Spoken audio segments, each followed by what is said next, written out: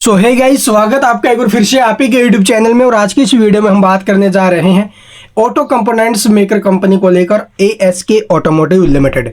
आप लोग देखोगे ASK जो ऑटोमोटिव है, इसमें आज हमें एक बिग फॉल दिखाई दे रहा है। करीब 5% के जो शेयर है वो टूट चुका है अपनी प्रीवियस क्लोजिंग से। आप लोग देखोगे जो कि 467 रुपये के आसपास का भाव था, वहां से स्टॉक में गिरावट बनी। तो इस गिरावट के पीछे एक्चुअली में रीजन क्या है वो आपको बताएंगे डिटेल में, क्योंकि कल के दिन कंपनी की तरफ से एक अपडेट आई थी और वहां पर प्रमोटर्स ने जो अभी कुछ एक बयानबाजी दी और उसके बाद जो अभी ये माहौल हमें देखने को मिला है। तो अभी प्रमोटर्स ने ऐसा क्या कदम उठा लिया, और प्रमोटर्स के भी पीछे कुछ ना कुछ तो वजह होगी भी उन्होंने ये कदम उठाया। तो चलिए मैं आपको दिखा देता हूँ। सबसे पहले मार्केट कैपिटलाइजेशन देखोगे 8,779 करोड़, यानी कि एक स्मॉल कैप कंपनी है भाई।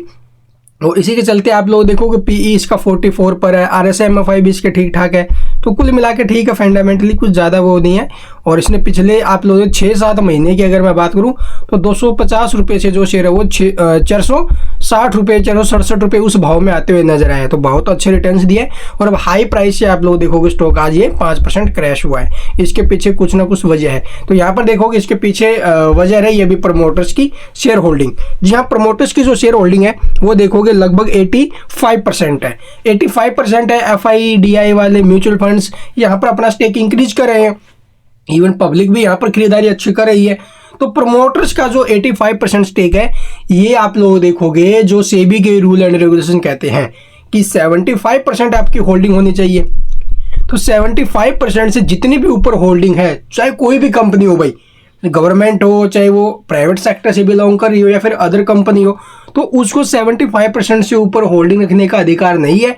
वो 75% तक रख सकता है। अगर इसके ऊपर में है तो उन्हें OFS के माध्यम से या फिर किसी और के जरिए अपना जो ये स्टेक है वो निकालना पड़ेगा। तो अभी ऊपर में आप लोग देखो कितना है, लगभग 85% है ना। तो ऊपर का 10% इनको बेचना पड़ेगा। और इन 10% में से कल कंपनी ने अनाउंस किया कि वो 6% बेच रही है। उसके बाद जो बाकी का 4% है वो आगे कभी बेच सकती है भाई। तो ये कारण रहा है स्टॉक में आज गिरावट के पीछे। ये गिरावट नहीं है, ये एक मौका है, क्योंकि आज आप लोग देखोगे OFS की ओपनिंग हुई है। तो यहाँ पर देख सकते हो कल कंपनी ने ये बता दिया था, ठीक है। ऑफर फॉर सेल लेकर आई है। प्रमोटर का जो प्राइस वगैरह है इसका क्या कुछ चलिए दिखाते हैं आपको। तो यहाँ पर देख सकते हो बाजार खुलते ही 6% हिस्सा बिकेगा। तो आज 6% जो हिस्सा है वो ये प्रमोटर यहाँ पर बेचने वाले हैं ASK ऑटोमोटिव के अंदर, ठीक है। तो यहाँ पर देखोगे भी कंपनी का शेयर पिछले 7 महीने में 250 से सीधा 450 पहुंचा है। कितनी शानदार रैली स्टॉक में बनी होगी, ठीक है। इसके अलावा आप लोग प्रमोटर से हिस्सा क्यों बेच रहे भाई, 6.05% जो अपनी होल्डिंग है वो मिनिमम शेयर होल्डिंग पैटर्न का जो भी है सेबी का रूल है, ये न्यूनतम पब्लिक शेयर होल्डिंग नियमों का पालन करने के लिए अपने शेयर बेच सकती है भाई, ठीक। और यही है भाई इसके पीछे का रीजन। 433 रुपये का भाव तय किया गया है।